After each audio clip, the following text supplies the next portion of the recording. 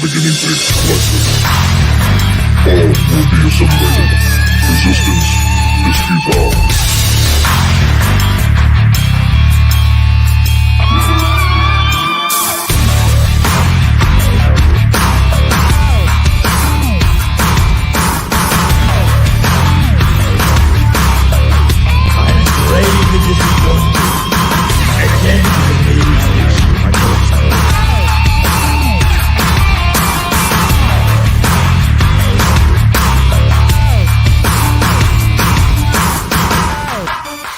Cocaine's a hell of a drug.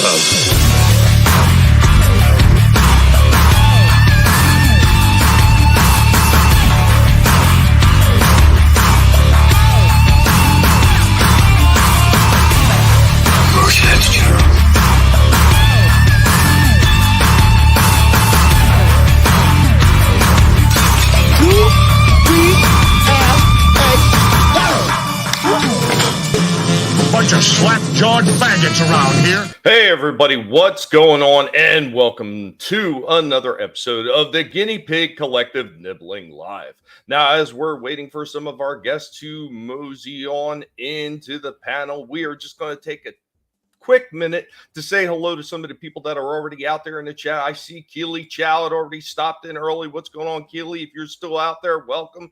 Good to see you. Ronnie, hello there. I don't recall if I've seen you in my chat before, but welcome. I hope that you're doing well. What's up, Chaos Boy? Good to see you, man. I hope that you were doing well. Lovely Sherry is also in the house, guys. Remember to go ahead and smash that like button and share the stream out there because YouTube does hate guinea pigs. We are fully and completely suppressed by the weirdos that are on the left. My choice! My choice! My choice! They are everywhere and they will not stop. So while we're waiting for everybody to get in, because there's a lot of topics that they're going to be going through in the short time that we will be streaming, we're only going to do maybe an hour and a half. We're trying to keep it a little bit shorter because we're trying to make way and make room for everybody else to have their moment in the sun on this wonderful Monday. But I want to get started with this article. I ran across this one and I thought it was quite entertaining. It's just interesting. I'll go ahead and run the intro clip for this.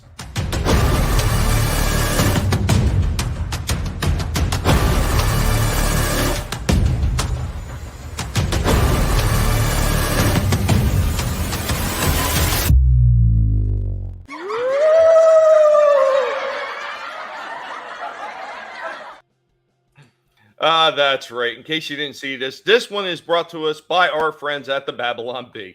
I thought this one was so hysterical that I was going to talk about this one on stream. So AOC claims she was killed in the Capitol riots and is now a ghost. These guys do satire better than anybody else that I've seen on Twitter, with maybe the exception of Steve Inman with some of his takes on some of the ridiculous fights that he winds up doing commentary over top of. So, Washington, D.C. Representative Alexandria Ocasio-Cortez, the world's smartest socialist, gave more harrowing testimony of her experience during the January 6th riot at the Capitol. She said it was even worse than what she had previously revealed, stating that she was, in fact, killed by the riot and is now a ghost. It was a very scary riot, said the ghostly apparition of Ocasio-Cortez. Not like one of those nice Black Lives Matters ones where all that happened was someone's barbershop or something got burned down. So scary, in fact, that I was killed by it. Murdered by Ted Cruz. Ooh. The press conference brought the journalists in attendance to tears. The moment was almost ruined, though, by Representative Nancy Mace, who tried to deny Ocasio-Cortez's trauma by saying she isn't actually a ghost, and then tried to pull off of Ocasio-Cortez what Mace claimed was just a sheet with eye holes. Mace was booed by all the reporters. Legend has it that Ocasio-Cortez now haunts the halls of the Capitol, making loud bumps and noises in the night, though some claim that's just because she sometimes gets the sheet on backwards. Guys, this was another amazingly hilarious article by the Babylon Bee, and this was our intro to the show.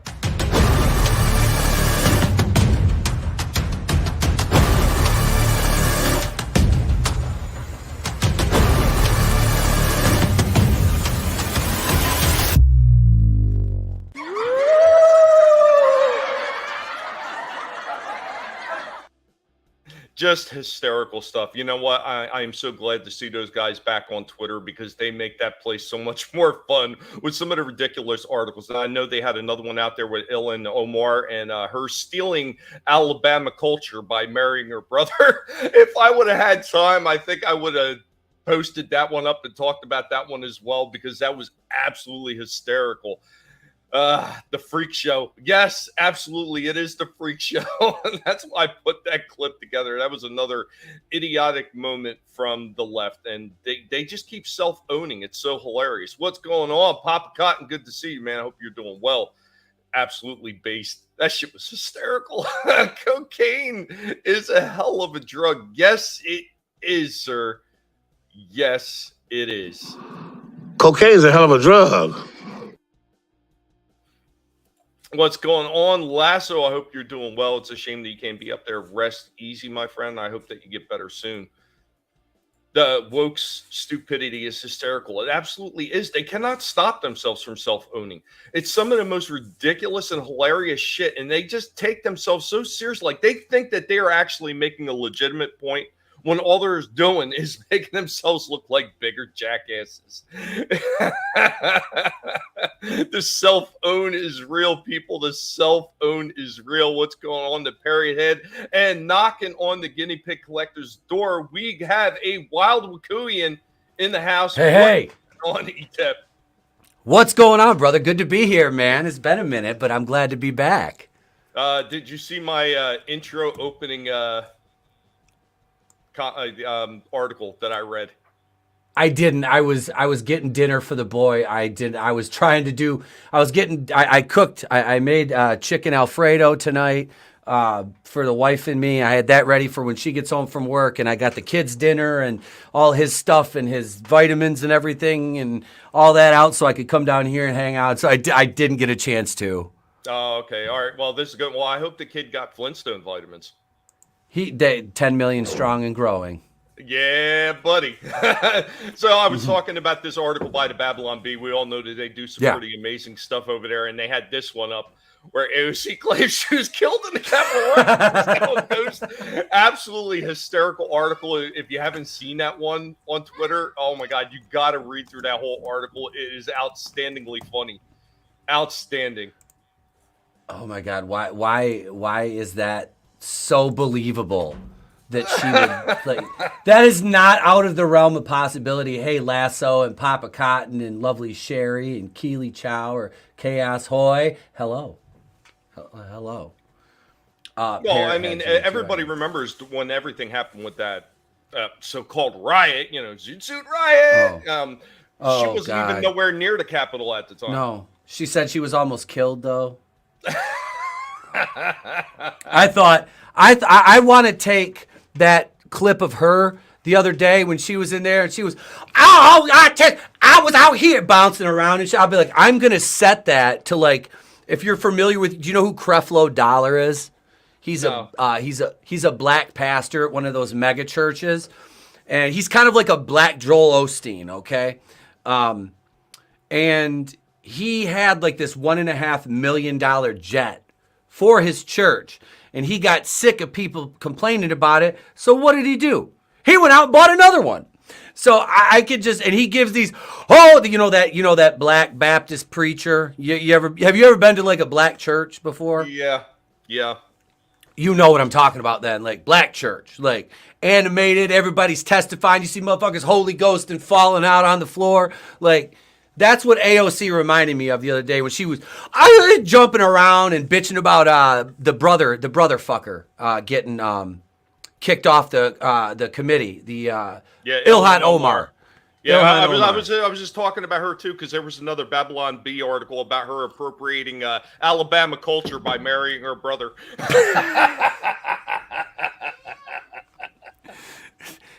It's true. It's true. It's absolutely true. What's going on, Gap After Dark? Good to see you, man. Good to see you. I wanted to start the show off with something funny, and I thought that was a good way to do it. Start off with that Babylon Bee thing, but Well, you know what I don't find funny, and I'm sure you don't find funny as well, as Yeah. by some of your comments recently and posts on Twitter, is the Oh, amount yeah. of people, and we've been talking about this forever, folks. This is nothing Yes. new. We've been talking about these weirdos who sit there and say that they're fighting a culture war, yet they're sitting there, they're giving that side all the ammo they need to keep destroying everything they claim that they love. They sit there and they pull the same playbook that the SJWs are doing with their virtue signaling, claiming that they need to watch it for you so you don't have to. Bullshit. All you're doing is promoting them, and you are self-owning. Go ahead, ETEP. Go ahead and run with that. I mean, I know that one got you fired up. Oh, did it ever? And like I said, I was never, I didn't have a dog in, and it's not in The Last of Us in particular. This is just the culmination of a shitstorm that's been brewing for a long time. And I've kept my mouth shut. You know, we've taken we make little jabs here and there, but I unsubscribed from probably 10 to 15 channels today. Channels I've followed for, I mean, 5, 6, almost some of them 5.5 years now. Are you starting to have that problem too? Like we've been, you know, just not even just our channels, but you know, we've been around YouTube for so long and watched a lot of these people grow over the years that you're actually starting to lose track of how many years it's been since you started following them. Yeah. And it's just like I'm so sick and tired of this fakeness. Like, dude, it's so pervasive. And it's not even like it's an isolated incident. I'm not talking or singling anybody out because I want to talk to you fucking pieces of shit as a collective. Because you're all fucking pathetic. Like, if these people that are giving you money haven't caught on to your grift yet, please know that there's a lot of us that have. And it's not jealousy, trust me, because I don't need YouTube to have a good fucking life. I've got a great fucking life. I do this is a hobby for me. Am I trying to build something? Absolutely. Because if you're not trying to build something, then what the hell are you doing? You know? But I'm doing it the right way, and I'm not gonna fucking sway with the wind and be like, oh my God, fuck Naughty Dog for a fucking year. Fuck Naughty Dog. And then be like, The Last of Us 2. Give it to me. Like, come on. Have some self-respect. I know self-respect is a new concept to a lot of these people because they will do anything for a $1.99 super chat, and I mean anything. And that's why I'm so fucking appreciative when I get a super chat, because I don't beg for them. I don't fucking need them. It's a bonus. That, to me, that's somebody who my chats are small enough, I can read everybody's fucking comment in the chat. And I'm not knocking the shit. I like it. I enjoy getting to know people in my chat on a one-on-one basis. I do. I really do. And if somebody goes out of their way to throw me $1 or fucking $5, whatever, dude, I appreciate the shit out of that. That's why I have a special bumper for my fucking super chats. And I know I need to make new ones. But I have that as a way to say thank you, you know? And that's, to me, that's just the way it should be. It's not, I don't expect that shit. But if I get it, I'm appreciative of it. And I'm not, like I said, I'm not grifting. That's why, like, I very rarely, like, how often do I push my merchandise, Tommy? Like, every now and then, if we get a new design. Not enough for the time that you're actually putting into it, and to build on what you're saying. That's absolutely the biggest thing, too, is these people have absolutely no integrity whatsoever. And it's the same thing that I was mentioning on Vinny's channel with some of these people that are doing toy reviews. Well, you know me, I love toys. I mean, you do too. But I mean, that's one of the things that I started doing on my channel fairly early, as I was talking about toys, because I have such a vested interest in them.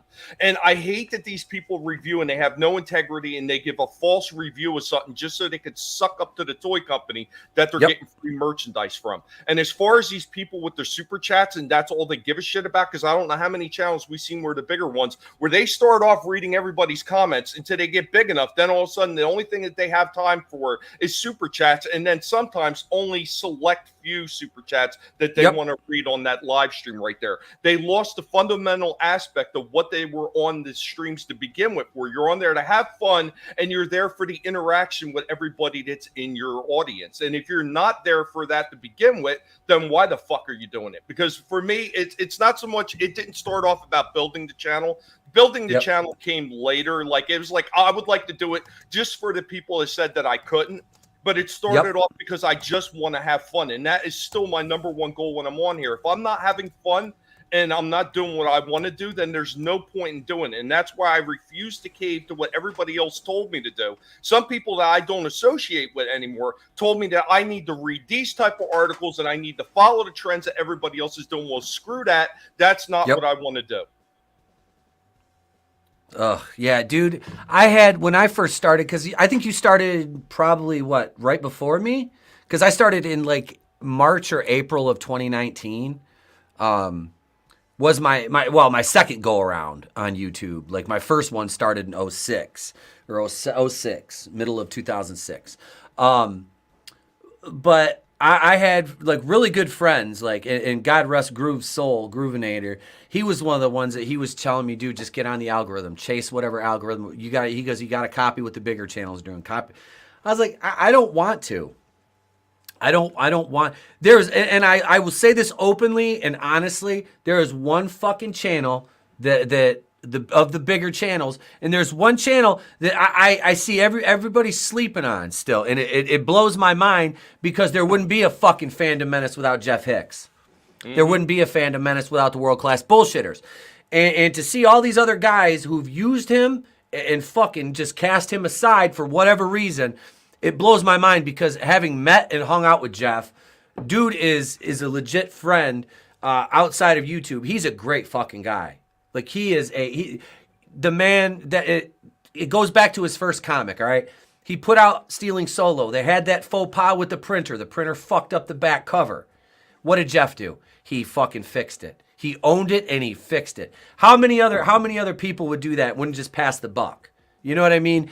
That right there. That's just it's fucking great. It is. Well, it's the same thing with Wokebusters, and I'm pretty sure that we've mentioned that before. Is the fact that he was running a lot later and he wanted to, and what did he do? He didn't have to do it, but he sent out postcards with little Wokebuster pins on it to all the backers, saying, "Sorry, folks," you know. And he did the National Lampoon's Vacation type theme of the way he did the postcard, which I thought was pretty hilarious. But he didn't need to do it, but he did anyway. These right here. Mm-hmm. Yep. Yep. I got two of them because I backed it twice.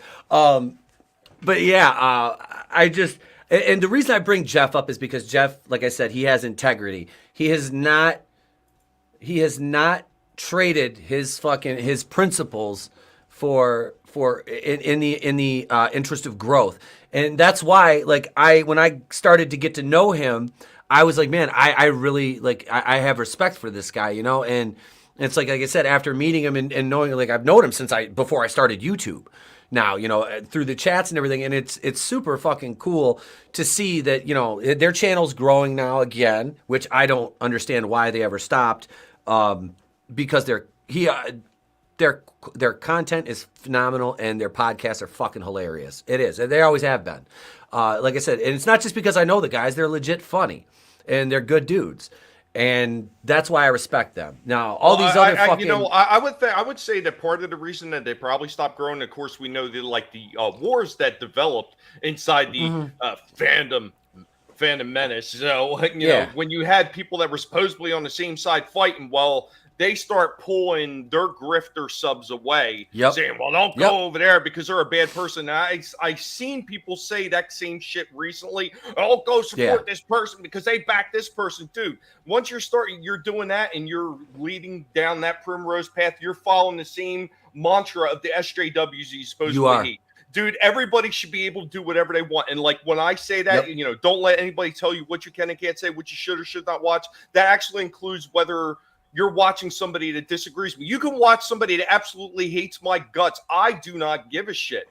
Because as long as you're not bringing the static from them into my chat or onto my channel, I don't care about it at all. You know what? You've got your own mind. You can make up your own decisions. You're your own boss. So real quick, before we continue, say hello to the Sentinel. What's going on, Sentinel? Good to see you. I know Gap is in the house, and Parrot Head, I'll get to your comment in 1 second. Keck44, what's going on? Soul Assassin is in the house as well. What's up, Soul Assassin? Jeff is an OG of the OGs, absolutely.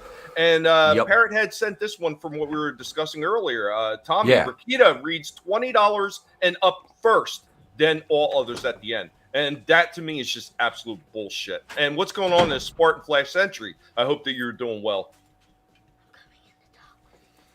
Oh, dude. Let's see. Wait, what did Papa say? I don't care how OG a fan of Menace channels. If your content's played out, it's played out. You have to evolve past all the pissing and moaning. There's something to be said for that, but I think in Jeff's case, he started as basically a Star Wars channel, and he never. I don't think Jeff ever said he was boycotting anything. So if he wants to continue to cover that, then and there's an audience for it, cool. My main issue is like Jeff's not doing one thing and saying another. You know what I mean? My issue is the people that are yelling boycott, boycott, boycott. And then they're going out and like Vinny always says, they're the first ones in line with the Mickey Mouse ears on. You know what I mean, Tommy? It's buckets of popcorn. The R2D2 buckets of popcorn. Yep. Hey, I got the kid here. He wants to show something off we got today. Here, let me give you an earbud, duder. That's right. My hood up? You can here. Put this. Come here. Turn your head. Say hi to Tommy. Hi, Tommy. How you doing, Trey? See if we can get that to stay in here. Here. Good. I brought something to show into you that my dad just got. Oh, go ahead. Go ahead. What do you got? Yeah. What do you got? Oh, nice. Krang. Got Krang. That's awesome. Yep. I remember the original one, man. That was pretty cool. Is that the NECA line? No, this is the re-released ones that are in Walmart. I just got it today. Okay. Oh, the retro dude, line. Nice. It's just like, stop moving it, buddy. It's just like the original. Here, hang on. Let me show Hey, it. Tommy. Yeah. Get ready to be blasted. Pew. He's upstairs right now. He's got all my old Ninja Turtles. Not upstairs. Oh, in the living room. I'm sorry, not in the upstairs. He's on the first floor. I'm in the middle. Yeah, he's playing. He's got all the Ninja Turtles out in the. We just got Shredder too from a. I bought him at a resale shop. That I got those. I showed you those last action hero figures we got. Did I show you those? Yeah. But that's where I got the Shredder, and I bought Mantenna there and Leonardo. All right. It's funny because all the Walmarts around me, they never have any of that shit because I know they just re-released the 12-inch figures. I have the original 12-inch Leonardo one. We never had any of the other ones, but I seen that they were releasing them all again, and they were going to be available in both Target and Walmart, but Michelangelo was going to be a Walmart exclusive. Okay. All right. Daddy, can you get my sherbet? I can get it when I'm done. All right. I love you. When Say are you bye-bye. gonna be done? In a little while. Say bye-bye. Bye. All right, take care, Trey. Mommy will be home soon. She'll get it for you, okay? Mom's probably home. I haven't Okay, checked. go. I love you, dude. I can't go out because the cat's by the door. Just go. It's fine. If he gets down here and messes with my D&D setup, I'll skin him. Yeah, I've got. I now have a dedicated area down here for D&D, and he did good in school today. So their teacher has what they call a treasure chest. So he got to pick something out. He got a D8 out of the box. Nice. He's like, Dad, he goes, I got a dice, I got a Dungeons and Dragons dice, a D&D dice today. I was like, what'd you get? He goes, I think it's a D8. And we look at it, I was like, yep, it's a D8, buddy. But yeah, Papa's right about the smaller channels, like, and I've noticed that. And Tommy, we've seen people in our end of the spectrum that have gotten that burst in subs, and all of a sudden they are a completely different person. Oh, absolutely. Yeah, all of a sudden they don't know you anymore. It's like Doc. He's so famous. I mean, I can't even get this guy to come on a show. I mean, What's up, McKagan? Sorry, I'm late to the party. Hey, You doing, never asked. You're never late because when you arrive is exactly when you were meant to arrive. No, I just got your message. I was busy doing other things, screwing around, basically. Well, I was showing Doc earlier, ETEP, I got another one of his books in. Yeah. I got the Children of the Collective. Or, I mean, damn it, I wanted to say Collective so bad. It's not your book. Directive. Directed. Yeah, thank you. God damn. See, It's I got our collectors book. stuck in my head now. Yeah, it's our book. But It's our what was book, funny comrade. is when I got Evolution, it was in a box that was so tight that the book actually got kind of crushed up a little bit. And you know, this thing was perfectly sealed. There was no damage to the box, but it was just like one good hit, I guess, on the side when they dropped it off or whatever, and it bent the book up. This one came in one of the padded envelopes, and it's you know, soft cover book, obviously. The packaging was open; it was never sealed, and the book is in perfect shape. So I'm like, showing Doc, I said, this thing was open, and somehow the book Weird. arrived perfect. Like, I don't get it. You know, I don't have that one, so you're gonna have to tell me how the print fits on the page and everything. Because Amazon, what you see when you put it in and what you get on in your hands doesn't necessarily match up. So you don't have to do it now, but sometime in the future, let me know how it looks. Oh no, I can absolutely. No, I interrupted your show, or it's about whatever you guys were talking about. Don't let me interrupt. We're talking about everything. But I know we were in the middle of talking about some of these fake and phony grifters that are out there on YouTube. The people who claim that they're for keeping the God, I don't even want to use that anymore because certain people have ruined it for me. But you know, the type of franchises that we've grown to love over the years, these people that are destroying it, these people that are grifting and saying, don't support these companies. These companies are destroying it, and like he's saying, they're the first ones in line running out to go see this shit with popcorn in their hand and their R2D2 buckets. What I got, my parents were a greatest generation. They adopted me. You guys probably know the story when they were much older. So the phrase "a dime a dozen" actually meant something to them. Where a dime for a dozen of eggs, or a dozen of this, a dozen of that. Yep. Now it's a dime for a dozen of subs. Yeah. These guys are cheap. They're selling themselves. Dime a dozen. And it's sad. It really is. Because I've seen, and hey, Bob. Like I said, Tommy and I have seen people that were in our sphere of influence, shall we say, and it's like they get a little bit of that of a bump, and here they go, and they're, who the fuck are you again? You know, right? And right. It's for what? For what? What is it that you're so quick to sell out people? You're like, oh, you know, you're my friend, you're my blah blah blah, and then you know it's like you're what? So you can be on a bigger stream? Like at the end of the day, what does that honestly get you?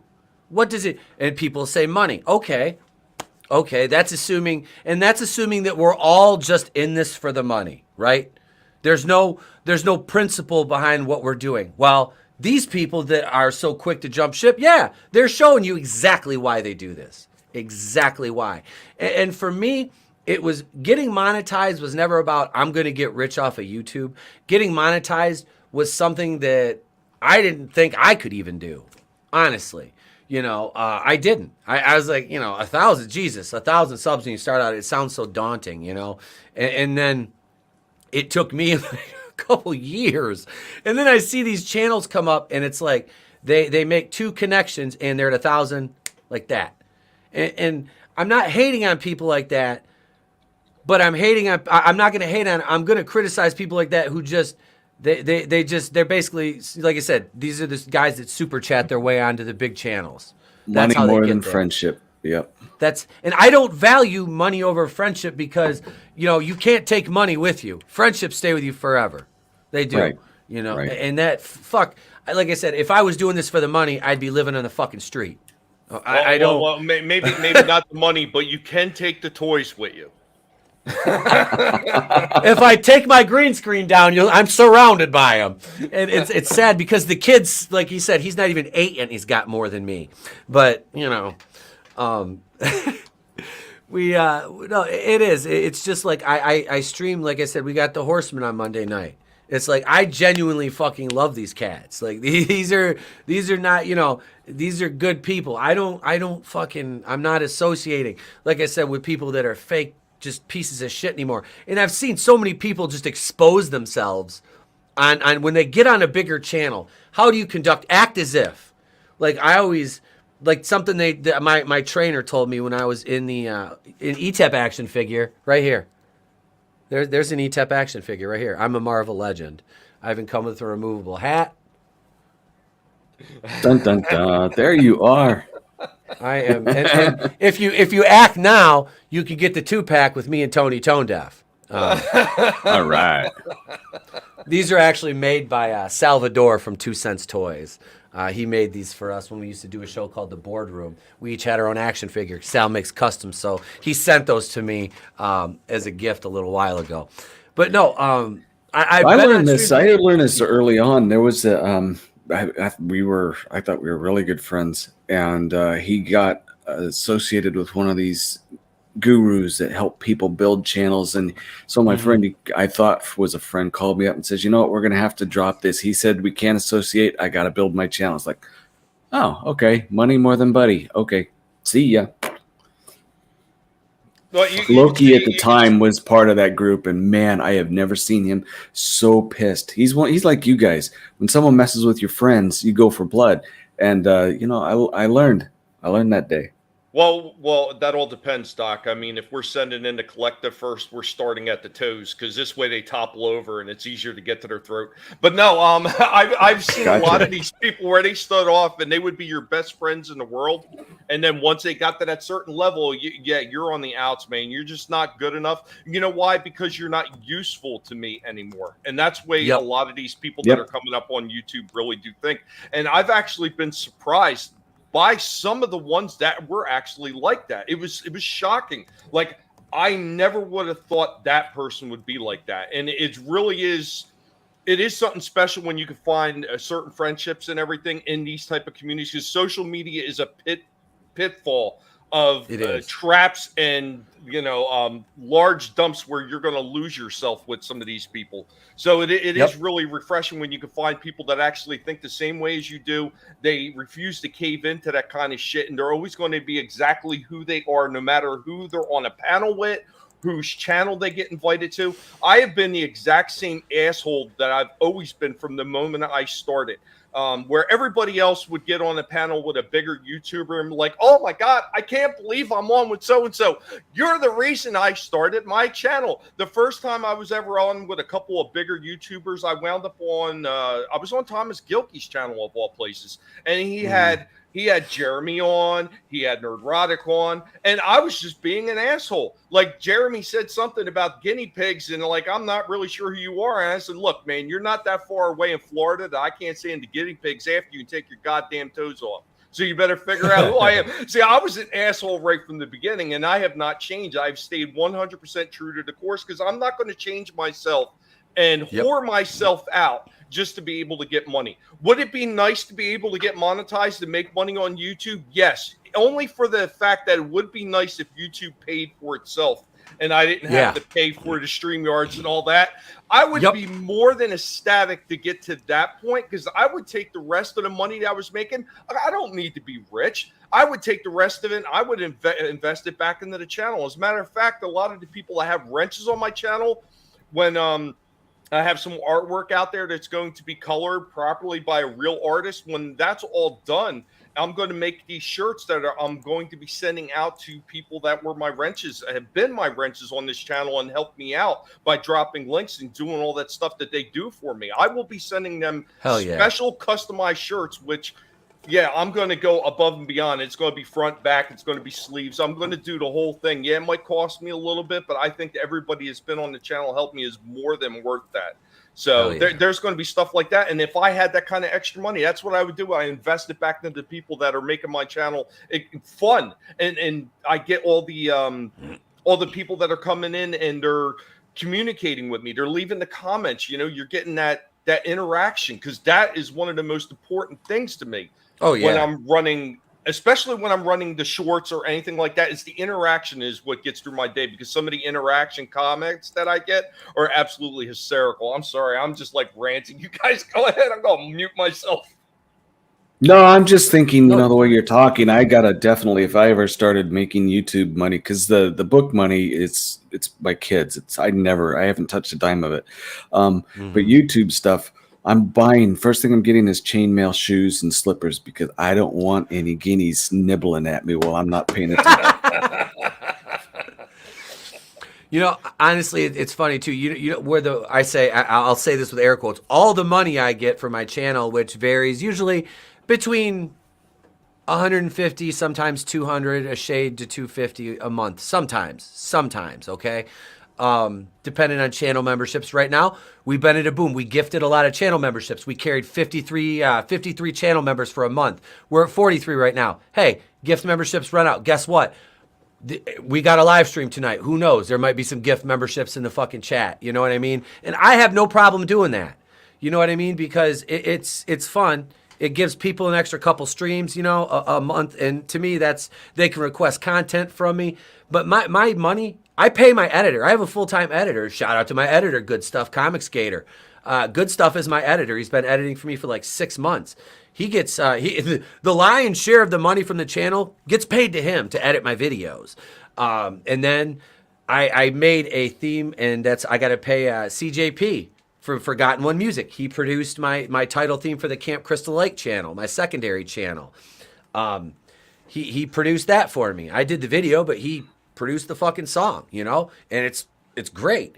I enjoy doing that. And it's like, hell, like Good Stuff said, like I paid him a Christmas bonus. He's like, I've been at my job. I think he said his day job for like 15 years. He goes, they've never once gave me a bonus. He's like, thank you. I said, hey, it's not much, but he's like, no, you gave me something. And that's the way it should be. That's where that money goes. It goes, fuck, I'm trying to save up on the side. Yeah, because I want to upgrade my computer. I've been using the same camera that was gifted to me by a friend 4 years ago when I started. I'm still using the same camera. So it's like, I'm good. You know, these are things like my microphone. You know who got me my microphone? Salvador from 2 Cents Toys bought me the microphone as a fucking gift. Like, these are the kind of people that like, these are the kind of people like you associate with and you're friends with. Like me and Sal don't get to stream together, but we're still friends. We still talk. You know what I mean? It's like you don't, just because you might not stream, you know, it's like people throw people away because they think social media, you're friends with somebody on social media, you just put them away in your pocket and pull them out at your convenience. It's like, that's not how friendships work. We lose a lot of that humanity. That's why it was so important. Like I got to go meet Tony. You know, I went to Vegas. I got to meet him. I've hung out with Superfan Adam Shawhan. I've hung out with the bullshitters. They're good guys. You know, I'm going to go hang out with Angelus Draven at Horror Hound. I'm going to go meet Good Stuff. You know, we're going to hang out. We're going to go to Carvel and buy anti-Semitic cakes together. Lucky. I'll whore myself out for a lot less. Give me 5 years and I'll be a kept man. What's up, Luffy? Hey, I at least you admit it. You know what I mean? But you know, it's the throwaway mentality, and it's part of the throwaway culture. And I know when I started out, like I was doing my own channel, but I was modding, and like I've talked about it numerous times. The first person I ever modded for and learned the ropes was for John Talks on his channel, and all the channels that I've modded for. Some of them at the time were bigger than John, and then John eclipsed most of them, if not all of them. But he was the only one that actually really seemed to appreciate what I was doing on the, for his channel. And I didn't ask for anything. Not once did I ever ask for anything. But he did it anyway. He would throw my channel out there towards the end of every single show. He would say, if you guys haven't, stop by and check out his channel. And he didn't tell people to subscribe. He said, check out and see what he has on his channel. You might like it. So he would do that. And then the other thing that he did is he actually sent me a Christmas gift one year. And it was during the time where I was actually having a lot of financial hardship. So what he had sent me actually helped me out a lot. And I've thanked him a few times for it, but I don't think I could ever thank him enough for what he did, because it did help me out of a very difficult situation at the time. So there are good people still out there. Unfortunately, a lot of these grifters and these fucking phonies seem to be more prevalent, and it really is sickening. Gap After Dark, I like being a moderator. I'm a moderator on all y'all's channel because I trust y'all, and y'all are good people. Soul Assassin chimes in, I don't want or accept anything. I help those that are cool. And I feel the same way. And that is part of the story with John Talks. You know, I didn't ask him for nothing, but he did it anyway because he actually knew that I was in a tough situation. He appreciated what I was doing on the channel. something like that to me is the reason why I still go by his channel this day and watch his shorts that he puts out. I mean, it's a certain level, not only trust, but what's the word that I'm looking for? It's like not really dedication, but I'm blanking on the word. I'm kind of lost in that thought right now. Papa, yeah, we know why you're doing it. The authority. There's nothing wrong with that. You're admitting He it. likes his authority. He likes his authority. But I mean, your thoughts on that as far as like moderators, and do you feel like they're throwaway too, like some of these channels do? Like, well, I could find another person to just do that. I mean, because any of you that have moderated for a channel, like truly sat there and had to drop all the links and everything, how not really tiresome it could be, but how involved it can be with making sure that you got all the links together for everything, every single show. And God help you if you did like I did and mod on multiple channels at the exact same time with different tabs open, because I still don't know how you did it. Might screw up and drop the wrong link in the wrong chat. It can happen. I did it once. I remember I caught a couple of times I was double streaming, watching two different ones, and I saw you at both throwing links on both, and I'm just going, this guy's got 8 arms. I don't know how he does it. I'll be honest, looking back, I'm not sure how I did it. I've done it. It happens. I never modded that much for anybody. In all honesty, just like, friends channels, if I'm not on a stream and they add, and I'm a mod and I'm in the chat, yeah, I'll drop links and stuff like that. Absolutely. I'll kick out the porn bots. But no, I wouldn't look at moderators like that, because I have a pretty decent group of mods on my channel. Some come and go, some aren't there anymore, but I don't take wrenches. It's not like they're people that I wouldn't trust with a wrench if they came back into the chat. It's just, hey, they might not listen, or they might, whatever. It doesn't matter. But no, I think you should treat your moderators like you do your panelists. You know what I mean? You treat them good. You treat them with respect. They're doing you a favor. Nobody's making them be there. They don't have to be there. They're there because they want to be there. They're taking time out of their own day to actually not only want to be, in the vicinity of your live streams and your shows to listen to what you have to say, but actually taking the time out, even if it is only moderating from your phone and watching out for trolls or anything else, and taking care of them from the phone. It's still... It relieves a lot of extra stuff that we sitting here running the show would have to do all by ourselves, along with trying to watch the panel. And God forbid if you want to, drop a clip or something like that, Such heroic nonsense. There is a little bit involved. God forbid if somebody last minute say, hey, can I get the link for the show? And then you're trying to jump on Twitter from it. So there's a lot to do. So you guys doing the moderating out there or helping us out more than you can know. If you're not running your own channel, you probably won't understand how much you're helping us. It is. It's like a goddamn public service. You really, dude, the moderators have to do a lot. Like you said, the links, and then, if you're in a bigger chat, you're dealing with, 100 to 200 people sometimes, shit zooming by, and you're trying to catch everything. That's a lot. And depending on how many mods are there in any given night, oh, Jesus. Hang on a second. No problem. Hang on. Sherry, no, I'm gonna share a screen. Sherry just sent me this. I missed it, but it's ETEP and the Guinea Pig Collective. and sans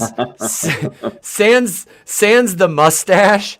That's pretty much like what I looked like as a kid, like with the hair. Like that was my hair, except it got really curly in the back when it got long. I wonder why. Yeah. But that's pretty accurate right there. Look at, I did have guinea pigs as a kid too. I've had like 6, I think it is, over the years. The first one I ever got, I could walk them on a leash. He was fucking cool. Oh, I'd take him out on a little tried leash. to get some of my guys on a leash. They were Yep. not having it. Like you take the leash off them, they would run around because we have those lanai areas down here in Florida. Uh-huh. So you would let them out in the lanai, they would run all over the place. Put the leash on, they would sit still and not move, like a freaking hawk was circling in the sky. Yeah, I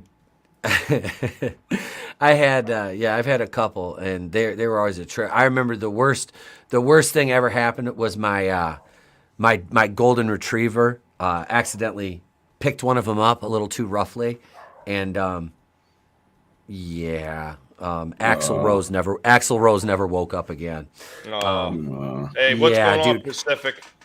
I was like, I think 10 years old. Dude, I was devastated. Well, And- we're watching the one. He's supposed to be a golden retriever, but he's more of a golden deceiver. But we're watching him for an extended amount of time because a friend of my wife's went from Florida Highway Patrol and then joined the CIA or the FBI or whatever the hell he joined. But he had to actually go up to Canada for training, and then him and his wife were moving to New York. So we wound up watching their dog for an extended amount of time, which possibly could wind up being forever now because of the way he's being deployed along the southern border the minute he's done with all training for 2 120-day clips with only a 90-day in between to go home.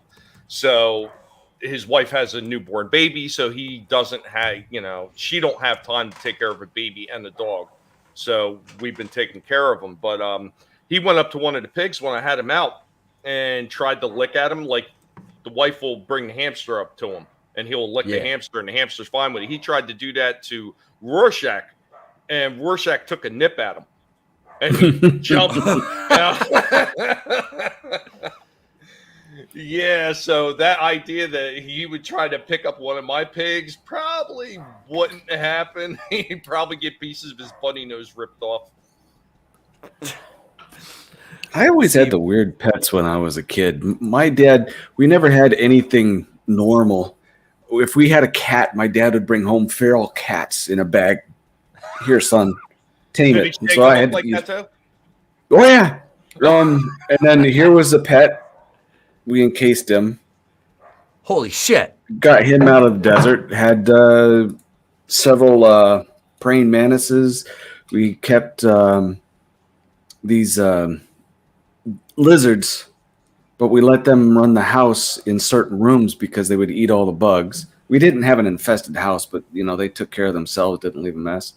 Had a tarantula, hermit crabs. Yeah, I had all the weird stuff. My dad used to have tarantulas when him and my mom first got together. They went on vacation and he fed them, and he had one of his other cop buddies come over and feed him, but one of them still ate the other one. I think it was Spike and Willie, and Spike ate Willie. So, yeah, not only were they cannibals, one of them was gay. Made it twice as bad. Also had a Colombian boa constrictor. That was fun. We had to feed it mice, and then it got big enough to where we needed to do lots of rats. And at one point, I think my brother brought a rat for it, and it wouldn't eat it. I don't know why. And she just left it alone. Well, come to find out, the rat was pregnant. So we put it in a separate cage and figured, we're going to have babies for this thing. But little did we know how prolific rats were. And so we were trying to give these things out to all the neighbor kids. I'm 12 years old, 10 years old, giving out rats, and the neighbors' parents are all getting mad at me. So no, I was older than that. I was 14. So I got this bright idea. I took all these rats to a park in Huntington Beach. There was a library there. It's not the Huntington Library. It's different, but it's a Huntington Beach library. We're going to let them all go. 2 months later, there was all these news reports that they wanted to bring in all these cats because they had an infestation of rats and they had no idea where it came from. That was my doing. You caused it. This was your fault. It was. He does a Vince McMahon, takes the hood off. It was me, Austin. It was me all along. There you go, Doc. The margin looks a little wide on the right side of the page. What do you think? Just a bit. Should the text be wider on the page? It looks a little No, narrow. I think it should be more centered. But All right. I mean, it's kind of hard to tell too because of how much is actually into the spine. It might have actually been centered until they put the spine on. Yeah, they give you margins, but they always come out goofy. And then the chapter heading was supposed to be on a separate page. They always screw that up. I don't know what it is with them. Except when it came with the new Blood Witch one, it's almost dang perfect. I'm just impressed. It just maybe it's the difference between the different types of hard book or soft cover. I don't know. So would you say the Amazon one is going to be well? Is it just as good as what's going to be available at Barnes and Nobles, or? I don't know. I got to get a Barnes and Noble one to check it out. Barnes and Noble, I'm just doing hardcovers. And there's all going to be the standard 6x9, where the one I showed you guys the other night was a 7x10, which is going to be for Amazon. I just don't know how the Barnes and Noble print's going to be. I wanted to get things on Nook, and then I said, no, you could actually put them in hardcover with us. And I said, oh, all right, we'll do that if you twist my arm. So, but each generation's getting a little bit better. They're improving their software. They're being able to read different fonts. I'm getting more pro at doing it. I gave my artist access to it, so she's tweaking things too. So they're coming out better each time. It is truly amazing, like all the avenues a writer can actually have now that you did not see when we were younger. Like Right. if you weren't going through a publishing house or putting out of your own pocket to have this thing printed, it was not getting printed.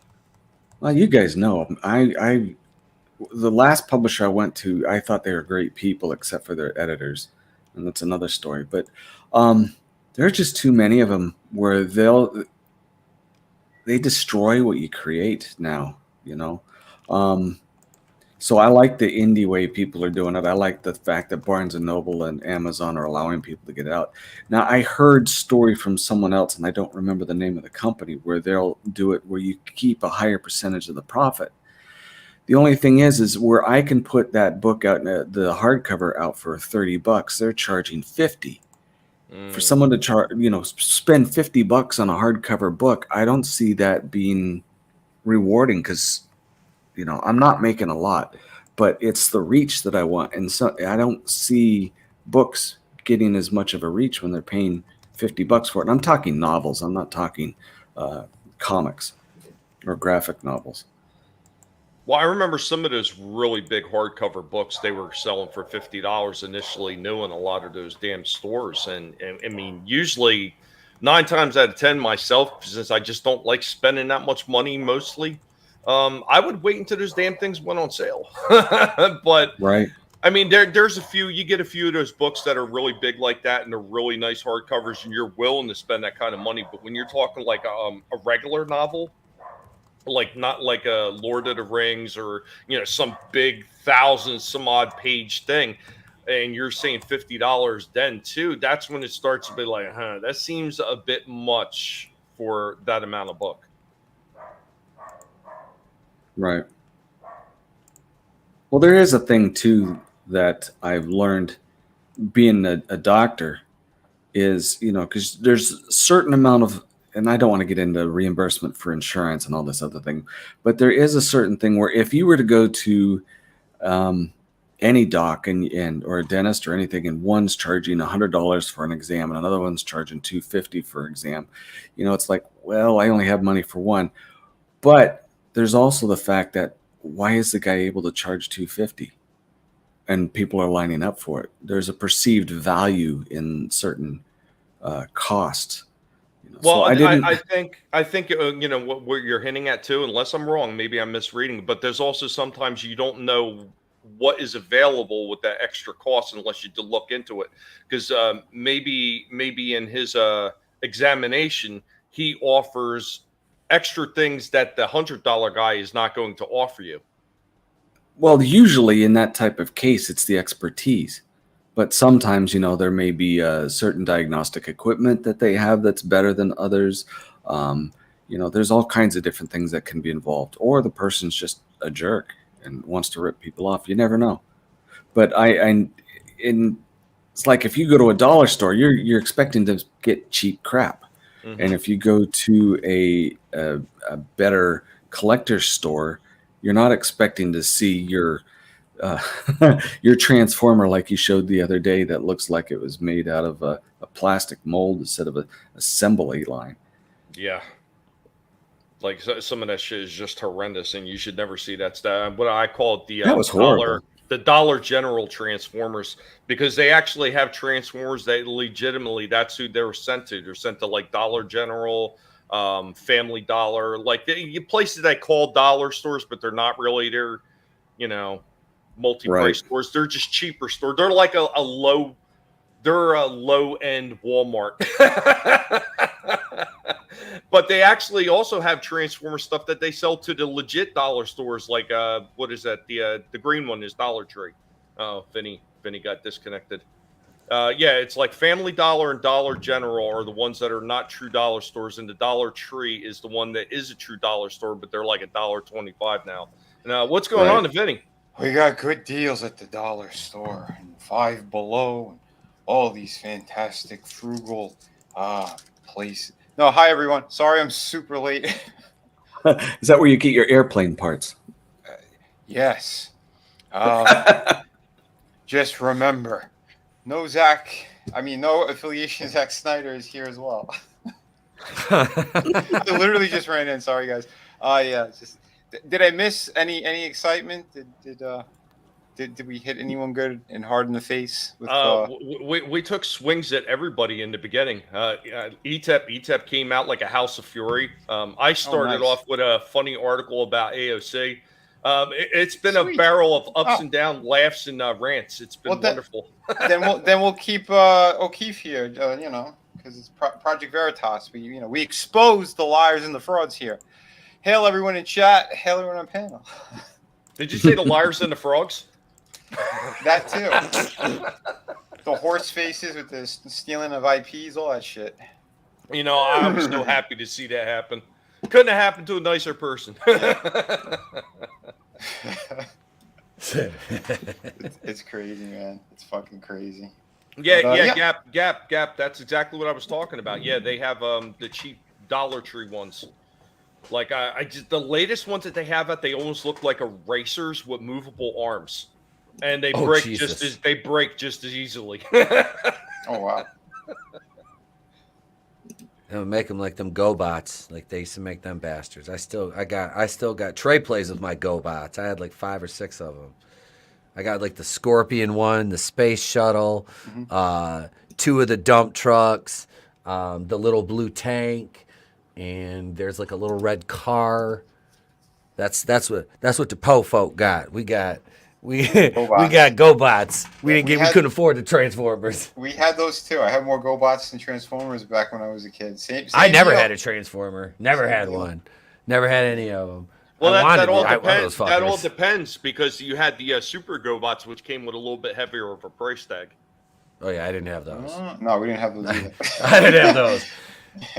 This is some rich man shit he's talking now. What are these super GoBots you're talking about? That's like my cousin and shit. Like he always had like 10 stormtroopers and shit like that. It's like I have a stormtrooper. I was like, here's my army of stormtrooper. I thought I was like the big player because I think I had 3 stormtroopers. 3. Wow. I thought I was like freaking like swinging dick there for that.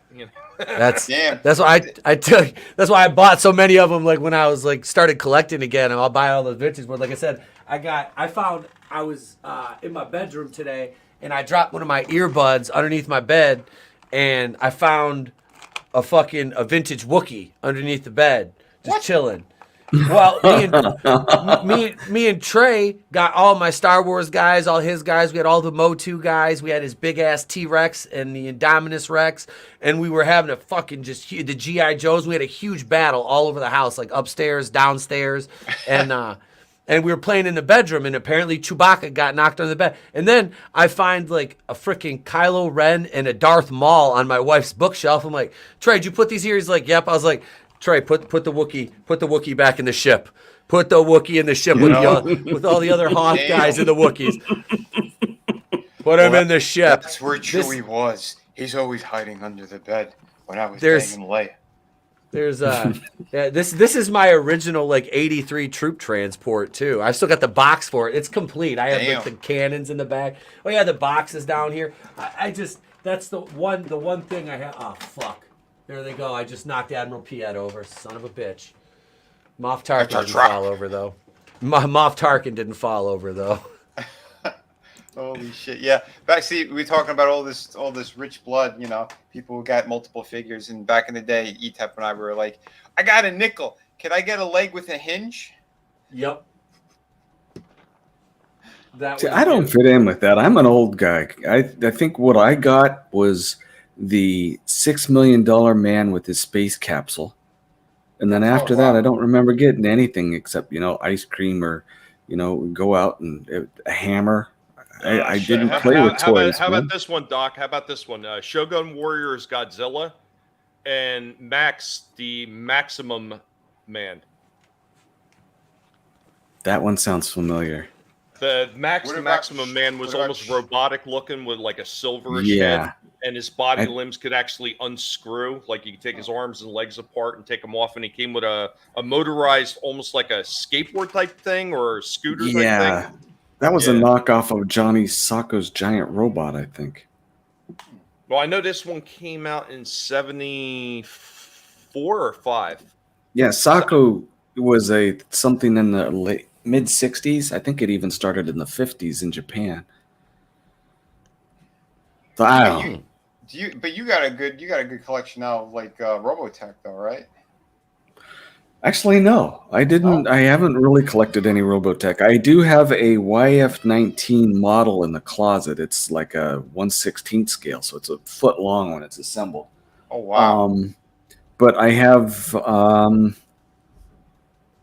things like that shirt, things that have a different type of value, a different type of group. The models and things. I've always wanted to get some of them, but I never did as an adult anyway. I never got them as a kid. Yeah. And I did get one that I gave to my son. It was a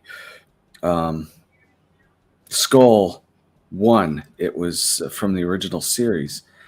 And he thought it was great. And I said, be careful with it. And he came to me a couple years later and says, Dad, I realized what you gave me, and I'm sorry, it's broken. Because he looked it up to see how much it'd be to replace it. It's like I didn't spend that much money on it, but it like tripled in value after he got it. And he destroyed it. But no, I wish I did, but I haven't got any. Just the one. I collect knives. That's my thing.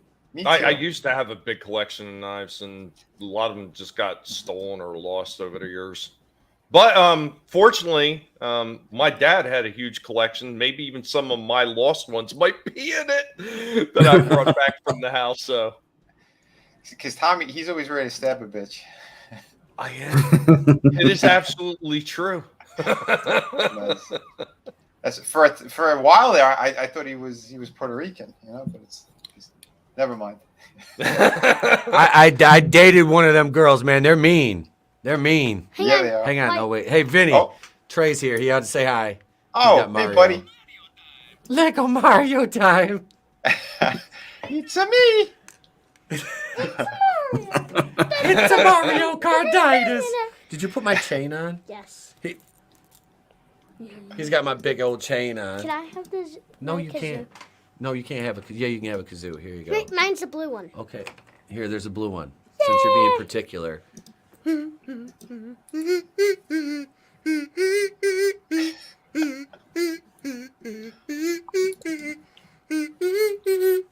Is this the?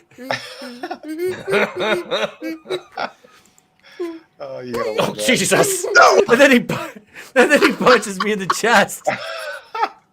At least he didn't get you in the eye. You know how those kids are with those small hands right into the eye sockets. I was worried I was going to take one in the throat. Don't give him any ideas. I know I shouldn't have said that. Wait, did you say? But no, I didn't say chop. Oh, jeez. Ah, Jesus. See, now he's going violent. What up, Now he's Draven? going violent. I think I got into the Mario again. Let me.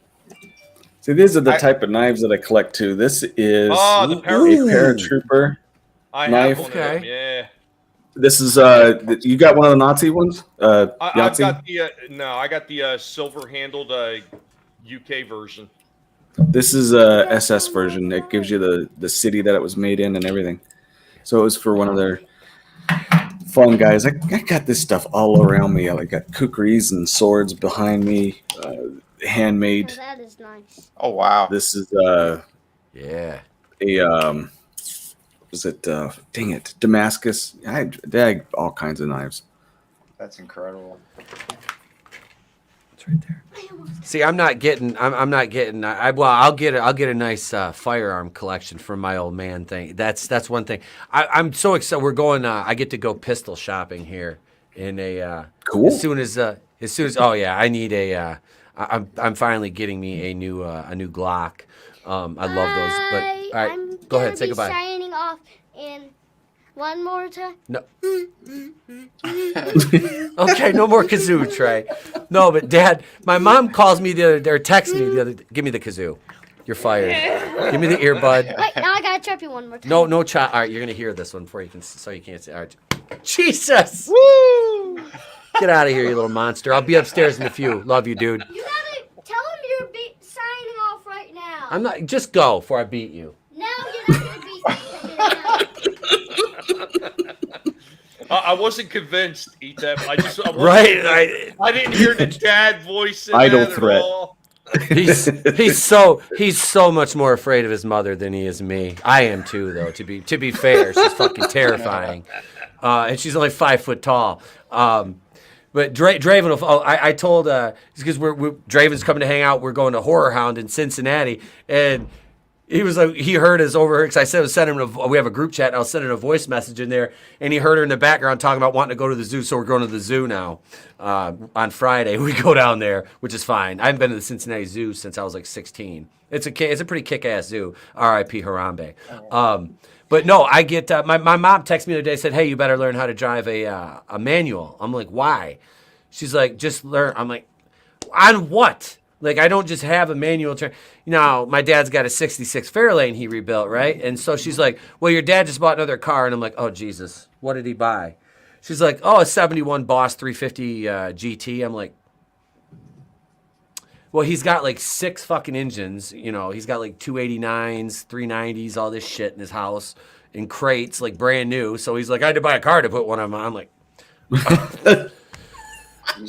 Dad, you ain't getting any younger. I'm gonna have to build a fucking pole barn because I'll have the Fairlane because he ain't leaving it to my sisters. One of them's a commie and the other one lives in Jersey. She ain't got no place to put a 66 Fairlane and a 71 350 Mustang. And then I got an 85 Olds Delta 88 Royale Brougham I bought from him. I wanted a ghetto cruiser. That's more my style. It's all redone. It's got 46K on it. I'm like, I'm gonna put a lift on it, put some 25s on there, and go ghetto with it. And I told my dad that, and he's like, I'll fucking blow that car up before I watch you. I'm not gonna say what he said I'm doing to it, but yeah. Don't you pistachio ice cream up that car? What we used to call in the car business the Saginaw Road Package, which usually involved a lot of chrome, big wheels, and tint. Yep. But yeah, I said we're gonna lift it and put 25s on it. Reggie's ride from Phantasm. Ooh. Well, if you like driving a shift gear car, which in the UK we just call normal cars, learn how to use the clutch, because if you start like putting the clutch not in hard enough, pressing the clutch down hard enough, your gears start to like grind. Like you can totally mess up the gearbox, where you'll have to get a new gearbox put in. So yeah, when you're driving manual, that's theft proof nowadays. All you do is get it a manual car, and there isn't anybody who can steal it. They don't have them drive them anymore. Yeah. And the funny thing is, I can drive a tractor, but I can't drive a car. Like I can drive a tractor, any kind of freaking tractor. I can drive it. You know, them big ass $500,000 John Deere combines. I can drive those, but I cannot drive a freaking car with it. If you're having a hard time finding those gears, just grind it until you find it. There you go. Oh God! That's a manly fucking thing to do, No, you don't grind your gears because then your mechanic's gonna find a lot of things to charge you with when he's replacing the full gearbox. That's true. Yep. They'll bend you over. Yeah. Oh, I tell you, it's real funny when you hear like test learner drivers and that, and obviously when you're learning, you are gonna like miss the because it's finding your bite point on your clutch, and until you like know where the biting point is on the clutch, you're gonna like, and so you'll hear like and you know like there's gonna be some bit of damage done, but who stepped on the duck? Yeah. I thought they stepped on Daffy. Yeah, no, that's how grinding gears sound like if you're strangling a duck. Mm-hmm. Yeah. So you've strangled a lot of ducks to know what that sound is. Well, as I said, in the UK, we have to like if you do your driving test with an automatic, then you can only drive automatics. Where if you pass your test with manual gears, then you can drive a manual or automatic. So everyone in the UK would. Oh, and it is one of them things where they prefer you to like know your gears and all that because most cars in the UK are like manual gears, and so yeah, I have like crunched a few gears in, but it's just that once you find the bit like with a motorbike, once you find the biting point and that, you know where to how far to push the clutch down, or how far you've got to push the clutch down before you change your gears. Because if your clutch pedal is not pushed down far enough when you go to change your gears, because you haven't departed the gears or separated the gears from the main motor, the gears just like, sort of like just grind with each other, and it's I say you can get away with it once or twice, but if you keep particles doing that, build up and it'll destroy that transmission. Yeah, and so like if you're doing it once every day or something, after about a month or two, you're gonna start getting problems. Well, you could do the same thing with an automatic transmission if you're one of those people that just stomp all the way down on the thing and rev it all the way up. I mean, technically, there is a way to, and you know, because I was an auto mechanic, there's technically a way to manually shift an automatic transmission. If you press down on the gas and let back up, so you're watching the RPMs, you can actually technically manually shift an automatic. But you can actually grind out the gears on an automatic transmission the same way by just grinding the gears like that by just stomping down on the gas all the way to the floor. When I took my driver's test in a manual, I was too nervous to take it in an automatic. I'd only driven manuals. It was weird. Hey, what's going on, super fan Adam Shawhan, and what's going on, Brian Chris Gal? Good to see you guys, man. I hope that you were doing well. Yeah, I seen he was talking about the 71 Plymouth Cuda with a hitch package so he can tow an OPEC nation behind him to keep it running. Oh, I'll tell you something and all with manual gear. It's right weird because some cars, the gears are in different positions. Like, so, you know, your first might not be, because it's usually like top, in the UK, it'll be like top left where your first gear is, then you pull down to like bottom left. But some cars, they don't have the like gears are a bit different where the reverse won't be, it'll be in the middle somewhere instead of being at the end. And so like you've got to, because on a gear stick, it always shows you what gears is where. And that's because like some cars, they have different gears in different positions on your shift stick. What? No, I got what he was saying. I got it completely. And yeah, I've seen that in a few of the rental trucks that I've had to take out when I was moving at some point. So, yeah, I hate that shit because you would think that shit would all be universal by now. Right. Yeah. Well, I think it's because some cars will have like 4 gears, some will have 5, and like you like proper high performance will have like 6, sometimes 7 maybe. But and so like depending on the factory maker, like cars first off the I can't remember the gear shift was more like the brake sort of thing on the side when the first cars came out, and then like the did a car that resembles the modern day sort of gear setup. But the first cars, because like you have to have a sort of like history knowledge of cars to drive the first cars, because they're like a bit dodgy, as in the gears are really different and that. So unless you know exactly where the gears are and that, yeah. Well, some of those high-end ones, they put the paddles on the steering wheel, and those are pretty easy to operate. Yeah. But they're quick too. Yeah.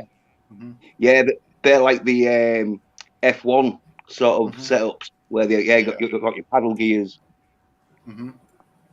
Real quick, say hello to CJP. Forgotten one music. What's going on? Nibble, bitches. I love that. Hail, brother. Hail, brother. What's going on? What's going on? DJ Ronnie G. First time tuning in, man. I've seen you around before, man. Thank you for coming in. Awesome. Papa's like, what the fuck? What the fuck?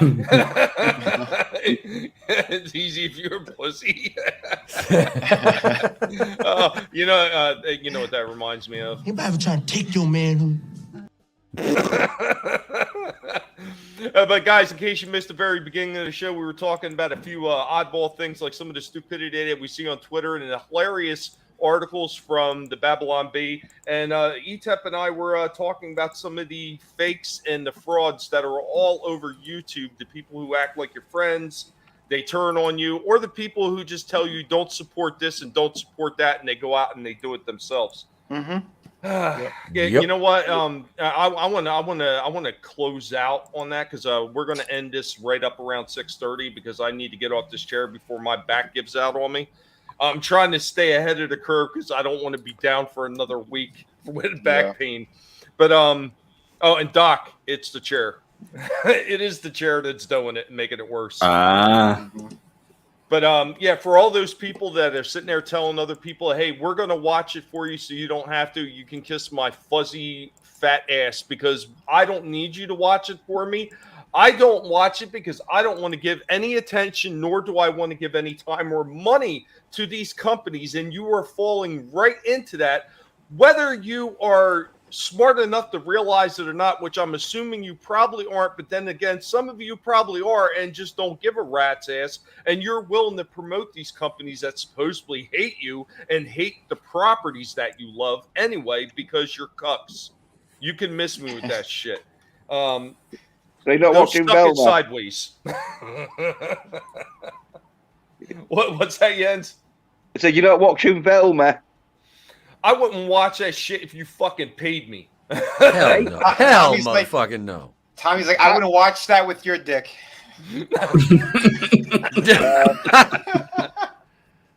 Well, I guess you're not Scooby-Doo fans, are you?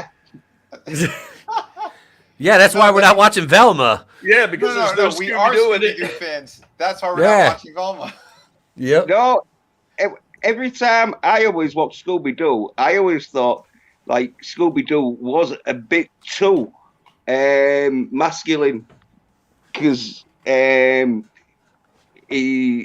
though he's shit though, he'd always fucking man up for a Scooby snack, and I thought, that's ridiculous. I don't like fucking Great Danes who man up for Scooby snacks.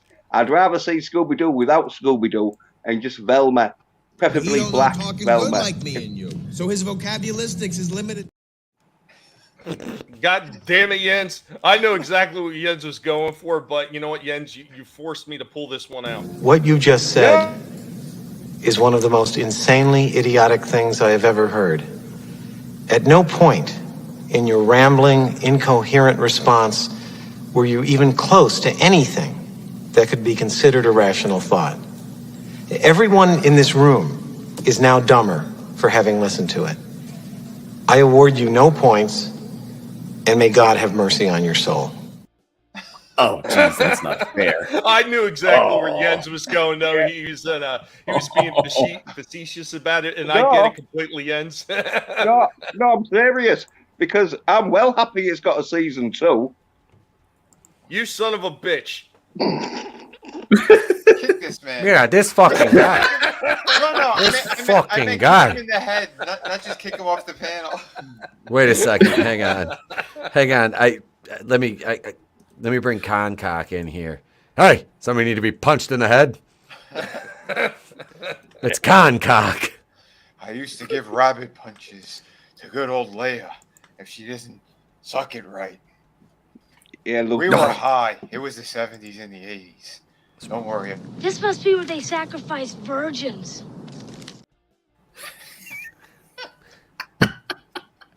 I'm Ben Shapiro, The Ben Shapiro Show. I wouldn't know anything about sacrificing virgins, but I do know my sister has great big kosher bags. Jesus, it's only the biggest goddamn hole in the world. We're talking about Phantom Menace or comics game? Probably both. What about Stephen? Are you getting Stephen? You like Stephen to you?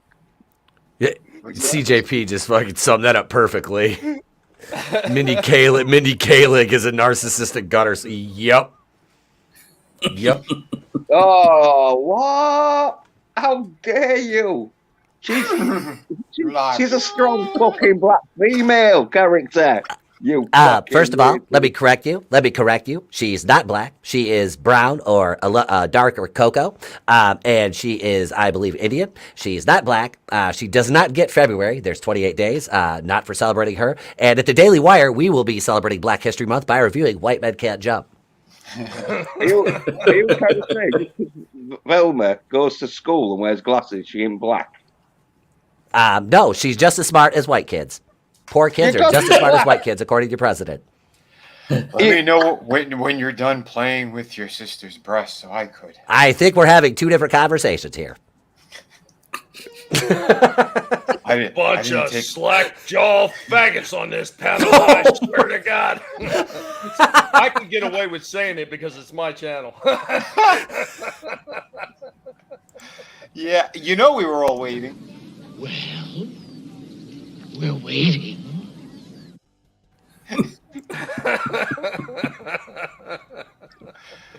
Good Lord. Vinny, he would have been in with the Robert Loggia before I even got close to finishing that on his channel. Yeah. What the hell y'all honkies talking about over here?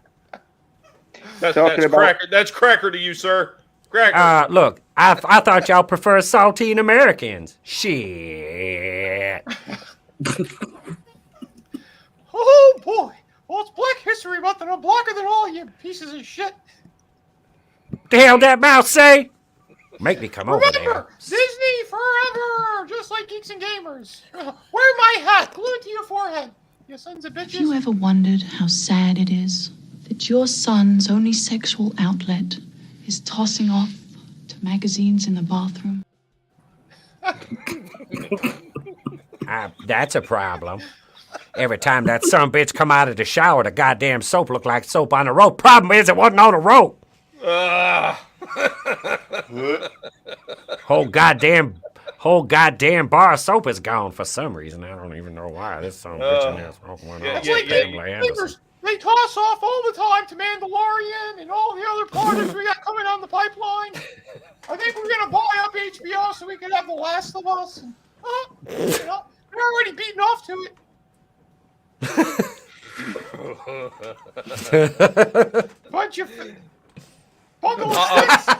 He then he stops. He pumped the brakes. In all seriousness, no, I am waiting for that. I am waiting for every channel in unison to fall in step and start talking about the next Disney project. Oh yeah, I'm it's gonna be for it. Mandalorian. I can't wait. It's gonna be glorious to watch. Yep. To watch all these guys. Fuck Disney. Blah blah blah blah blah. I've been saying fuck Disney. Blah, blah. Oh my god, the Mandalorian. You know, and get all over the Mandalorian and shit. Like, I just. It's like you know what's gonna happen. Like I said, it's gonna happen. It's their Baby Yoda little fucking fetish. Dude. Every time they say Mandalorian, another devil gets their horn. So keep doing it, Geeks and Gamers. You're doing a great job, you sons of bitches. Well, I like Mandalorian. I don't know how season 3 is going to go, but I liked 1 and 2. Even though the end of number 2, when the women rushed on like they were shopping at a fucking Kmart, I fucking thought it was a bit corny. I don't know what this guy's saying, but you know what? They're all going to be tossing off to Loki season 2 as well. We're making sure it's going to happen. You know, right now we're making sure that the super chats are going to keep flowing. So remember that. Yes. You know, they're going to have fights with Ben Shapiro and the guy with the beanie who's bald. I forget his name. Tim Pool. You know, they're trying to start a war so they can keep fighting and throwing stones and you know. They're going to be filleting the Mandalorian like their name is Eliza Blue when she was on the Tim Pool show. Under the desk, slobbing that little pathetic excuse for a quote-unquote musician's little tiny peepee. It is I, the future ruler of the Upper Peninsula of Michigan, Doomtep, and I bring you news of the Mandalorian. I don't fucking care. I'm not going to watch it because I'm not a complete fucking retard who just sells out everything I am and I stand for simply to make content. No, my friends, we do not operate that way here. We do not bend both knees, unhinge our jaw, and then open wide when somebody goes, have some Mandalorian all over your tonsils. It doesn't happen that way. It does not. This is the one time that Doomtep and I agree that Doomcuck is a bitch, and the rest of them are as well. They keep fondling the testicles like that Eliza Blue. You know, they're going to start crying victimhood some more as they collect all of your super chats, because that's how they roll. Whores. Where's my paycheck for Indiana Jones 5? I'm still waiting for that. Yes. Speaking of whores. Yes, it's Snoop Cocky Cock. It's the bow to the wow, creeping and crawling. Meet me at, well, it's fucking Snoop Doggy Dog. I'm back up in the motherfucking house like every day. Very interesting. I see your hobbies are drinking, smoking weed, and all types of ill shit. Dropping That's shit right. with my Dr. Dre. I censored myself. Haha.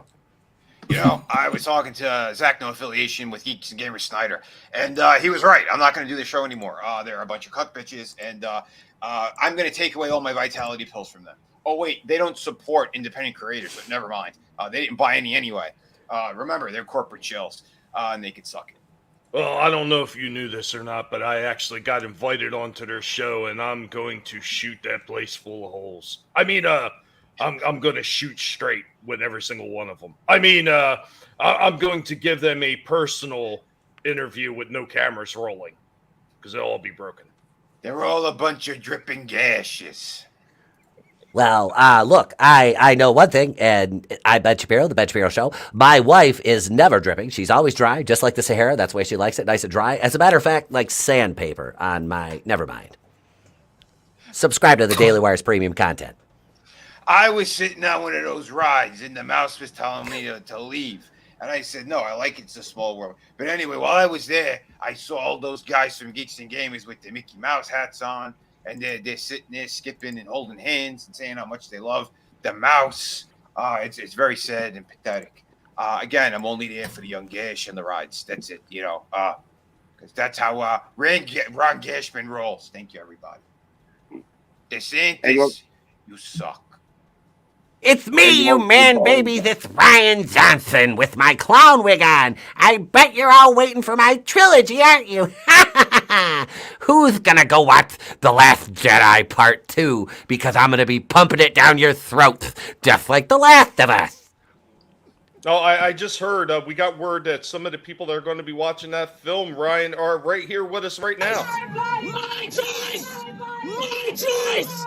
My choice! Oh my God.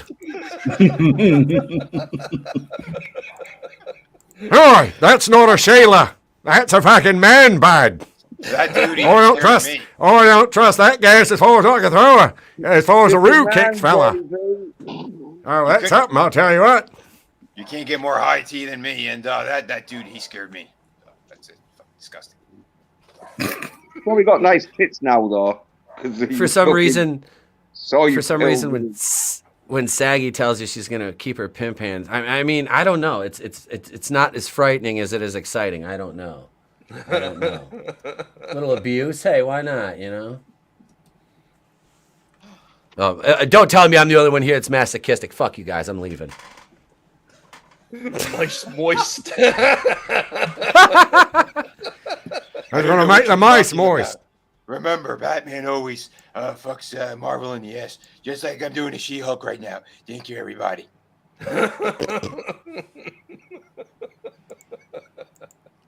What is this moist you talk of? I'm telling you, I don't know. I don't know. Maybe I'll ask my sister in her big kosher bags if she knows what that is. I'll have to ask her next time and we go to Temple. I've got my yarmulke on under this cowboy hat, by the way. I thought it was I'm gonna be I'm going to compensating for something. Oh, Jesus Christ. I tell you what, you know what? There's been a lot of comments by this saggy melons chick in the chat. At least I'm assuming a chick, unless you're swinging something like Michelle Obama between your legs. But she says she was shit on your bed on the way out. That's where I think you take it too far, Missy. I think you should retract that statement. That's disgusting. Nobody Amber Heards on our channel. Oh my God, it's the Joker Pig. My biggest nemesis in the whole wide world.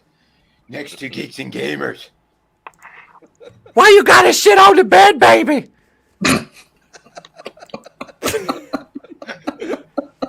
What, you hawkers didn't think I'd show up? I've almost been clean for 3 years, motherfuckers. Yeah, baby. June 4th. I'm gonna be clean for 3 years. Y'all can't stop me no more, Derek Chauvin. I beat my addiction. Thanks to your knee program. Oh my God. Oh God, that's a dry. Go real quick. It's a drive-by comment. What car is that coming up? Creep. Drive-by. Someone ordered a squatty hottie. I don't know why this one's trying to call me out, but remember, if your testicles are that big, I feel sorry for you, dude. It's not good. You gotta be Batman. You know, swinging from rooftops and slapping bitches in the face with my humongous dong. Thank you, everybody. Batman out.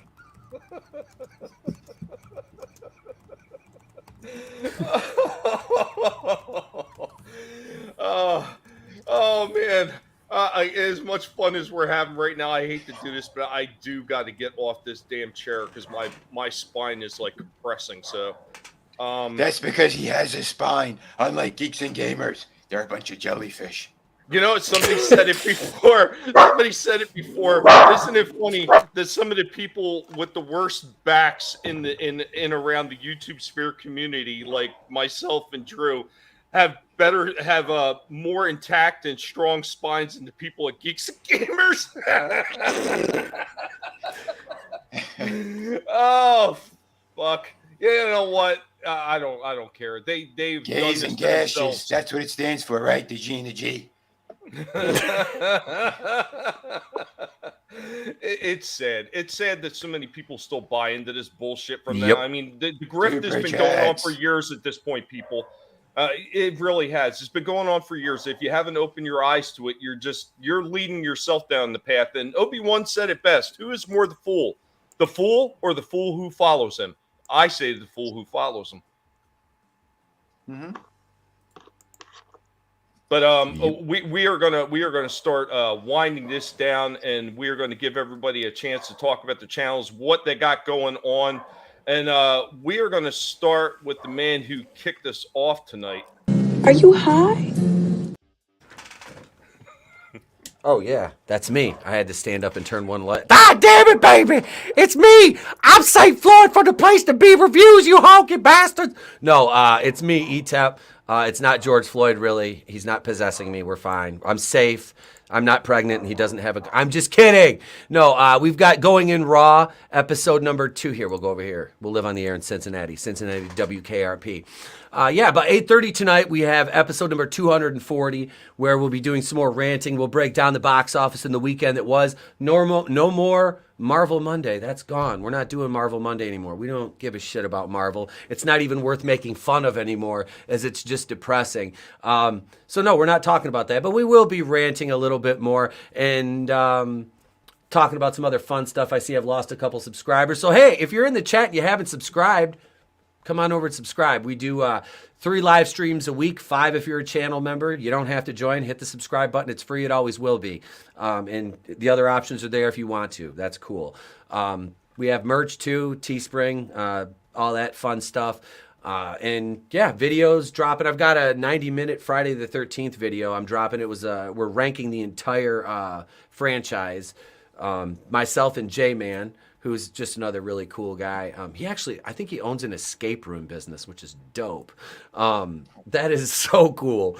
But yeah, so I've got that coming out, and my secondary channel, Camp Crystal Lake, I am recording another video for that probably tomorrow to be released later this week, and I'm working on a documentary about the Dog Man, because that's all horror and stuff over there.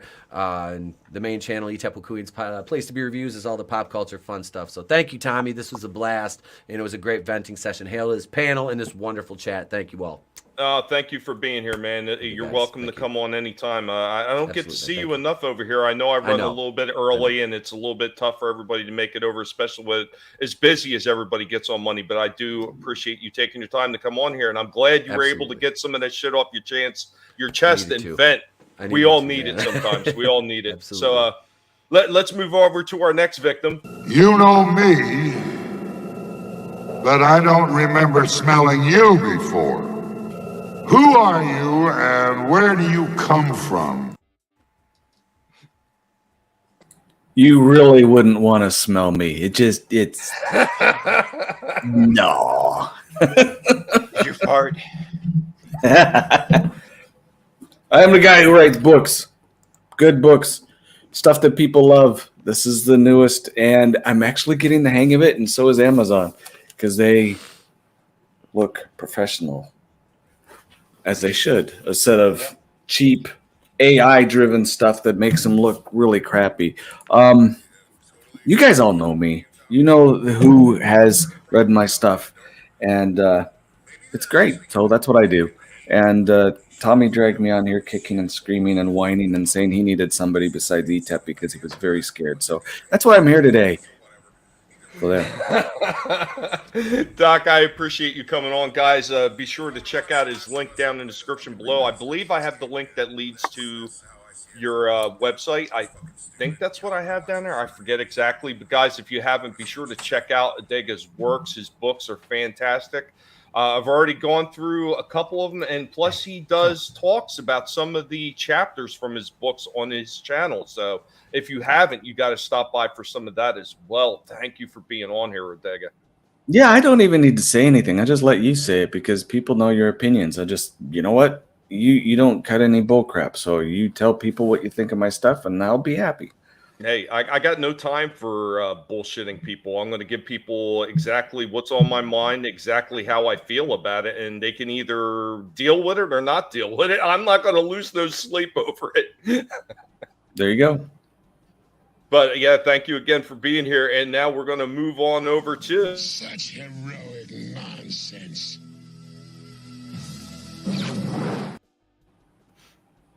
Hey everybody, yeah. This was a blast. Again, sorry I was late, but Batman arrives when he's needed, and I came right on time. Just as She-Hulk. Anyway. Yes, if you want some good stuff, and again, real creators, people who work hard, here's a fantastic project for you. Shadow the Kraken. And again, you didn't have to wait 4 or 5 years to get it. You didn't have to listen to bullshit or somebody stalking and harassing other creators, and crying victimhood all the time. Nope, you get someone who actually produces quality work and makes you laugh. So 52 pages. Every page looks like it's just beautifully painted. Gorgeous project here. You can get it right away. You order it, I mail it out either same day or next day. That's how fast we work over here. So remember, grab these great books. This is a killer story, awesome pirate tale. And there's blood, there's violence, there's hot women, and treasure, twists and turns, awesome villains, adventure on the high seas. You're gonna love it.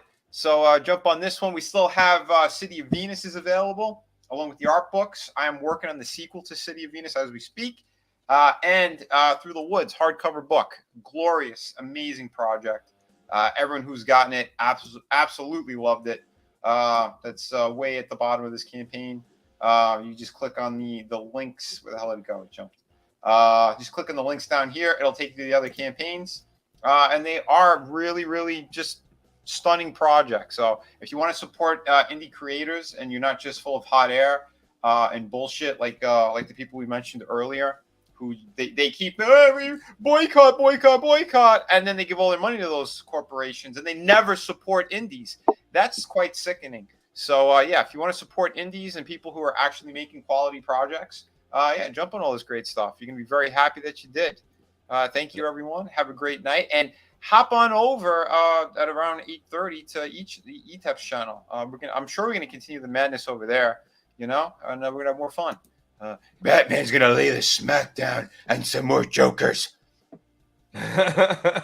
Guys, if you haven't checked out Vinny's work, I will tell you right now, just the same as I told you about Doc's work, man, his work is fantastic. I've got every last one of them except for the earliest stuff that he did that I didn't know about, and this was before I met him. So also be sure to check out Red Gaze, check out Nerium Noah, who's coming up with Bonds 2 very soon, and Chris Fisk with Infinitale Chronicles Part 2. Another awesome creator right there, Brian Kriskow, who was also in the chat earlier with Six Gun Gorilla. Be sure to check all these people out. There are plenty of people in the indie that are creating good books and getting them out to you on time, or as close to on time as not possible, not 3 or 4 years later, or if ever, if you will see it. But there are plenty of people out there that are doing things and bringing you the stuff that they love. Also, like our friend Lasso of Truth, who's doing a lot of stuff on horror and doing things on action figure reviews. Be sure to check her out as well. Check out Wookie, some of his ridiculous videos he puts up making fun of these idiots with just memes and music is absolutely hysterical. Superfat and Adam Shawhan as well. But we also got somebody else on the panel here with us who's going to let you know what he's got going on. He don't know talking good like me and you, so his vocabularistics is limited. Yeah, what I've got going on tomorrow, hopefully, will be a stream where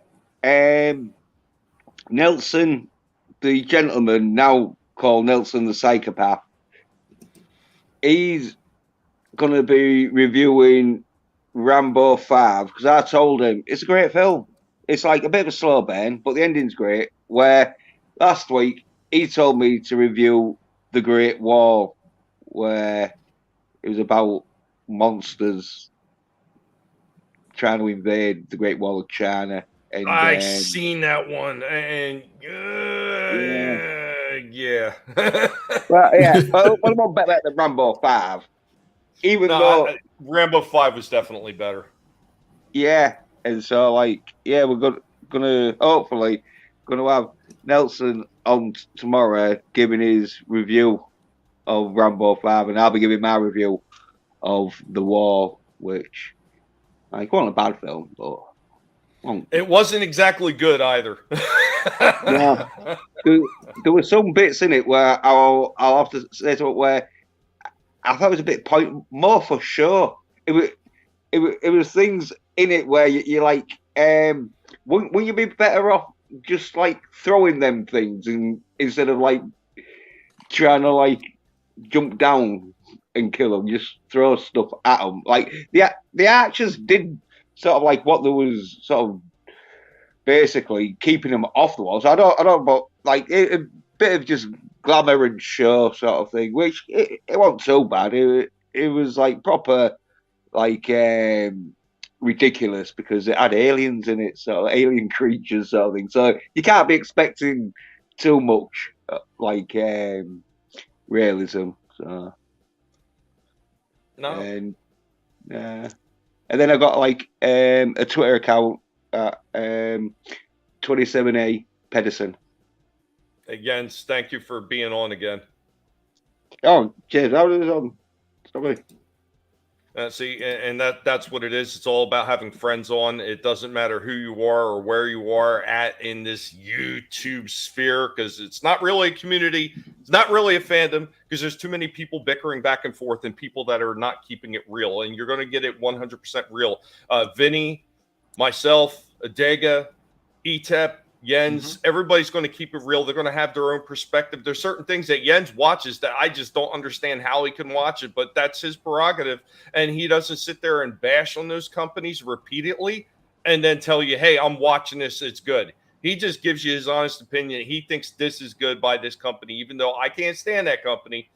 He enjoys it for what it is, and he doesn't sit there and tell you not to watch their shit because they're destroying our modern mythos or whatever the hell the flavor of the week is with these weirdos.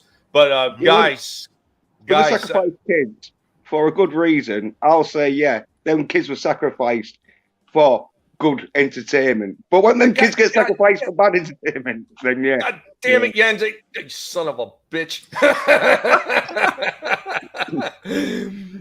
Guys, thank you so much for being here. I do appreciate every single person that's been in the chat. Chaos Oi, King of Squibs in the house. What's up, Squibs? Gap After Dark also in the house. Papa Cotton, Spartan Flash Century. Oh God, the list was on. I know Brian was in here. Brian Kriskow was in here earlier. Super fan Adam Shawhan, DJ Ronnie G. Thank you for coming in. Who else was in here? Saggy Mellis was in the house. CJP was in the house. Of course, ETEP was pulling double duty on the panel and in the chat as well. Parrot Head was also in the house, and God damn, who else was in here? I know Bone was in here earlier. Papa Cotton, I said him. Lovely Sherry was also in the house earlier. Luffy as God was in the house. If I'm missing you, I'm so sorry, but it's a big, long list, and I can't scroll to the top. Nelson, the psychopath, stop it, and he's a little late. He's going to catch a replay. We had a lot of fun on this one. You might enjoy the replay on this one, Nelson. Give it a look. But thank you all so much for being here. Without you, this doesn't happen, and we are not having fun, and that's what it's all about. Number one is having fun, being able to get the message out there. While having fun. Because if you're not having fun and everything is nothing but agenda driven, it's a drag, and we ain't got no damn time for it. And for all you fakes and phonies, you could just go suck it sideways until next Sunday. But guys, remember, never let anybody tell you what you can and can't say, what you should or should not watch, because your silence gives consent. And we will catch you next time. Be sure to stop by for ETEP later on tonight at 8:30. Later, y'all.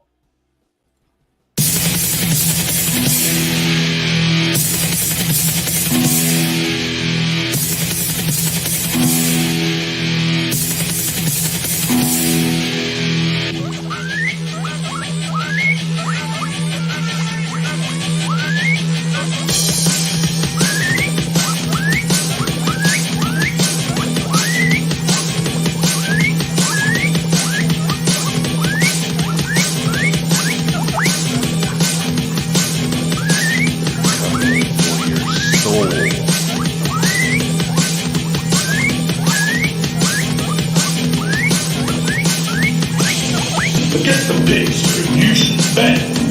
Assimilated, but you don't know it yet. Attacking us is not very wise. Our army's growing if we see through your lies.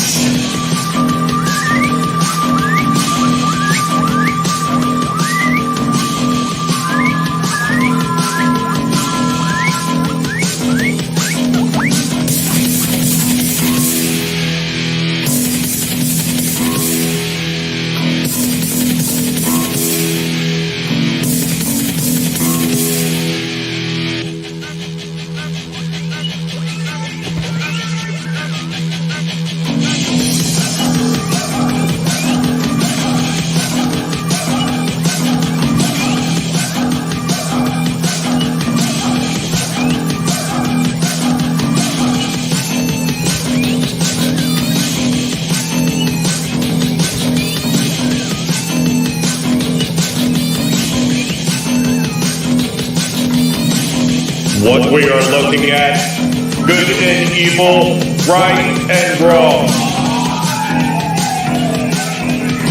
It's a pig world order.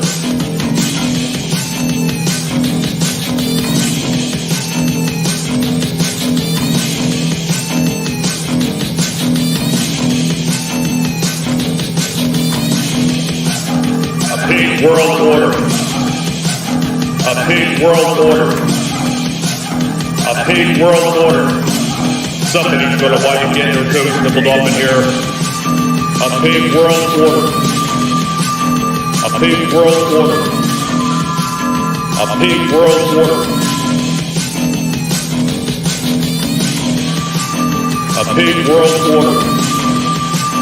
A pig world order. A pig world order. Better hide your toes as we're coming for. A pig world order. A pig world order. A pig world order.